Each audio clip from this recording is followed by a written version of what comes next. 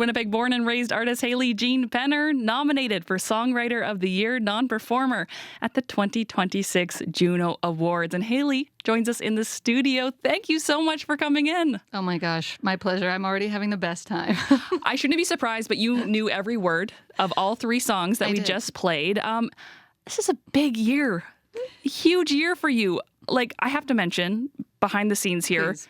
Your new little one. Yes. Tiny. How old is your baby now? She is 3 weeks and 3 days old. Oh my goodness. So she's here with you, and now your first Juno nomination. How are you doing?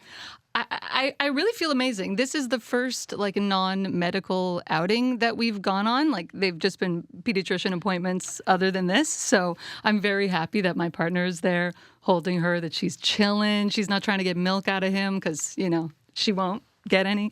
Baby's first visit to CBC. Yes, baby's first visit anywhere. That's a big really. deal. Yeah. And mom's first Juno Award. And mom's first nomination. Yes. The category that you're nominated in, Songwriter of the Year, in brackets, non-performer, it doesn't always get the most attention. But it's fascinating because it provides this really cool glimpse into the music industry that I don't think many people have.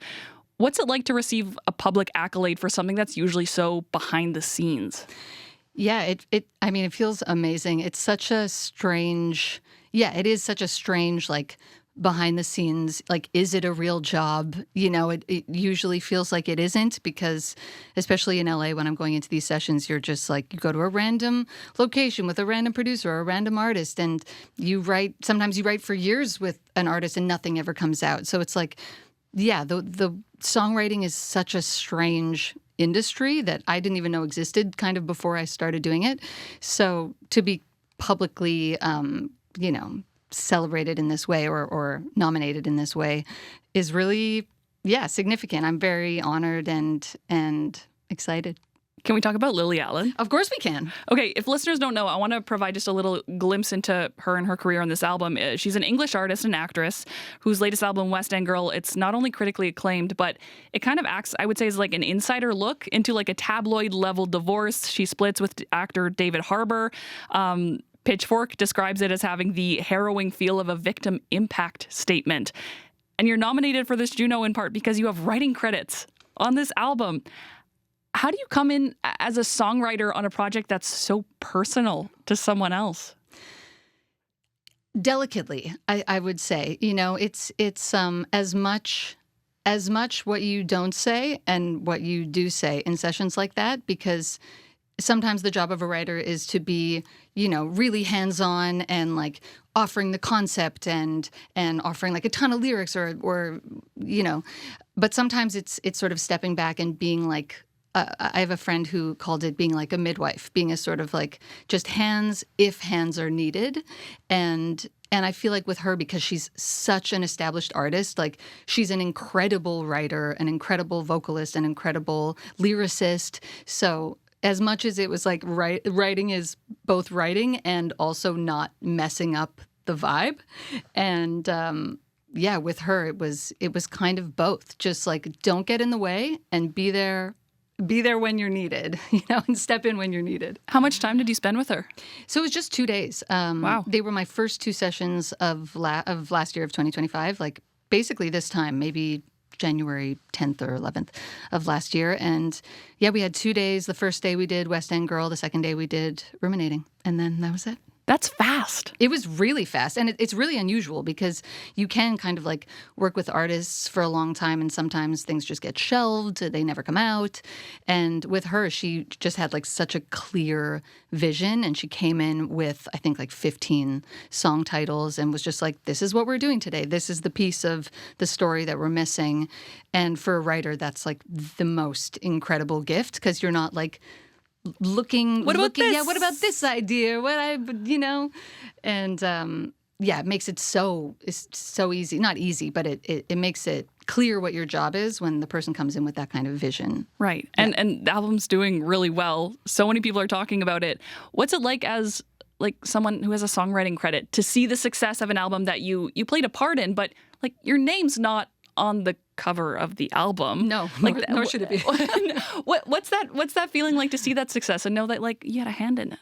It is a little bit imposter syndrome-y. Like my partner is very good at being like, just accept this, and enjoy it.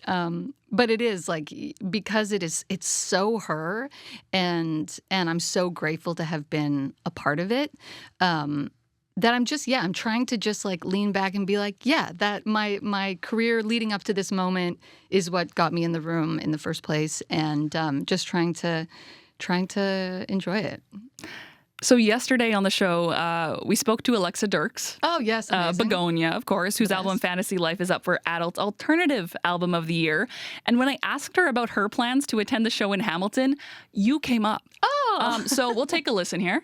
I already texted being like, maybe we'll just like sit in a corner and like throw mini sandwiches at celebrities and then hide behind a pillar. I said that to Hayley Gene Penner as well. It's like, I don't know what's going to happen. I'm excited to hear the stories of you, Mariel Buckley, and Hayley Gene Penner throwing sandwiches at people. Really excited. I mean, for it was that. mostly my idea, so Okay. I don't know if anyone's really as gung-ho as me, but we'll see. So, Hayley, are you in for throwing the mini sandwiches with Begonia and Mariel? I couldn't be more in. She messaged me. I confirmed. We're going to meet in the lobby with the sandwiches. I'll have my infant, so we could throw lots of stuff. Fun, very fun. You can't get in trouble when you're holding You a can't. baby. That is the rule. Amazing. So you're planning on going to the event? Yeah. Oh, fantastic. Have you ever been to the Junos? I have. I've been a few times before as my dad's like +1. I guess we should mention for listeners, your dad is Fred Penner, He is. the children's entertainer. Yes. So you grew up in a house with Juno Awards. I did. I like fractured my toe as a 9-year-old doing like a fake acceptance speech with one of his Junos in the living room. I dropped it. It didn't break. So they're sturdy. But they're heavy. They're sturdy awards. Yeah. Okay, so fingers crossed, if you get to hold one, you'll be prepared for the weight. Exactly. I'll know. I've been doing a lot of like bouncing at home too with the baby, so I got good quad strength. Has your dad said anything, or what have you heard from him after the nom? I texted the family group, and he was just like, "Yay!" I was like, "Yay!" It is a big yay moment. The nomination, it's for songwriter, non-performer, but we can't ignore the fact that you do write and you do perform your own music. Is there anything new in the works, or is it all just like lullabies at the moment for your new little one?